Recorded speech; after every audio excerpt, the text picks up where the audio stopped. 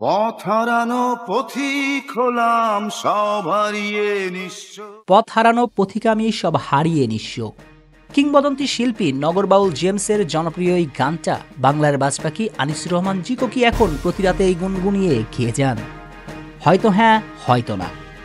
প্রশ্নের উত্তরটা একমাত্র জিকোরই জানা। তবে এই প্রশ্নের উত্তরটা যাই হোক না কেন, আনিসুর রহমান জিকোর বাংলাদেশ জাতীয় দলের ভবিষ্যৎটা এখন জনপ্রিয় গানের লাইনের মতোই।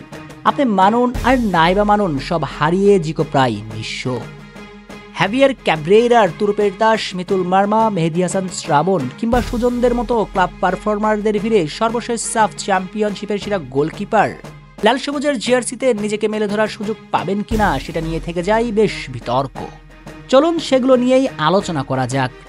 সত্যিকার অর্থে জিকোর জাতীয় দলের ক্যারিয়ারের এপিটাফ এখানে লেখা হয়ে যাচ্ছে কিনা? তবে সে আলোচনার আগে জিকোর ক্যারিয়ারের ডাউনফলের শুরু থেকে ঘুরে আসি চলুন। বসুন্ধরা কিংসের 7 ফুটবলারের কাণ্ড তো আমার আপনার সবারই জানা। সেই 7 জনের একজন জিকো, অবিশ্বাস্য। যাকে সমর্থকরা এতটা ভালোবাসা দিয়েছেন তিনিই কিনা জড়িয়েছিলেন এমন কাণ্ডে। তাই 7 ফুটবলারের তালিকায় জিকোর নামটা শুনে হয়তো বিশ্বাসই করতে পারছিলেন না জিকো ভক্তরা। তবুও ভক্তরা জিকোর ভুলটাকে ক্ষমাসুন্দর দৃষ্টিতেই দেখেছিলেন। কিন্তু সে ভালোবাসার প্রতিদান কতটুকু দিতে পেরেছিলেন জিকো? জাতীয় দলের নিজেকে হারিয়ে ফেলার শুরুটা শেষ মৌসুম থেকে। দক্ষিণ এশিয়ার সেরা এই গোলকিপার হঠাৎ করেই ক্যাব্রেইরার তৃতীয় পছন্দের গোলকিপার বনে যান, যেটা নিয়ে জিকো ভক্তরা মুন্ডুপাত করেছিল ক্যাব্রেইরার। কিন্তু আবেগে জিকো ভক্তদের আর কে বোঝাবে বাস্তবতার কথা? এই গোলকিপার ক্যাব্রেইরার তৃতীয় পছন্দের গোলকিপার বনে যাবার আগে নিজ ক্লাবের একাদশে নিশ্চয়তা দিতে পারেছিলেন না। বসুন্ধরা গোলবারে ঠাঁই পাবার লড়াইয়ে মেতেছিলেন মেহেদী হাসান শ্রাবণের সঙ্গে ইঁদুর বিড়াল দৌড়ে। যে গোলকিপার নিজের ক্লাবে একাদশের জায়গা অটুট নয়, সেই গোলকিপারটার উপর কিভাবে বিশ্বাস রাখতে পারে কোচ বলুন তো? কি উপমা চান? মনে পড়ে একসময়ে মেসির সবচেয়ে বিশ্বস্ত সাথী সার্জিও রোমেরোর কথা। ম্যানচেস্টার ইউনাইটেডের নাম লেখানোর পর ডেভিড ডিহিয়ার আড়ালে চলে যান। এরপর ছোট্ট ইনজুরি, তাতেই চিরতরে হারিয়ে গিয়েছেন আকাশী নীল শিবির থেকে। জিকোর জন্য তো নিয়মটা একই, তাই নয় কি?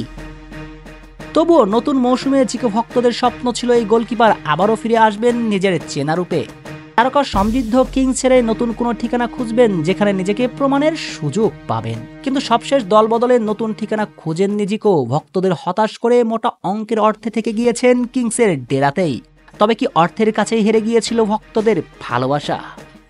সে যাই হোক, চলতি মৌসুমে এখনো অবধি জিকো কিংস জার্সিতে খেলার সুযোগ পেয়েছেন সর্বসাকুল্য 2 ম্যাচে। তবুও অভিজ্ঞতার মানদণ্ডে জিকো 38 জনে ঠাঁই পেয়েছেন। কিন্তু মূল স্কোয়াডে জিকো জায়গা পাবেন তো? শেষ পর্যন্ত দলে যদি টিকেও যান তবুও প্রশ্ন থাকছেই, মিতুল শ্রাবণদের ভিড়ে স্থায়ী হতে পারবেন তো জিকো? তবে কি জিকোর জাতীয় দলের ক্যারিয়ারের এখানেই লেখা হবে ফুল স্টপ? এমনটা অন্তত না হোক, জিকো আবারও ফিরে আসুক, এমনটাই তো চাওয়া জিকো ভক্তদের। শেখ শ্রাবণ অনিক, টিম স্পোর্টস।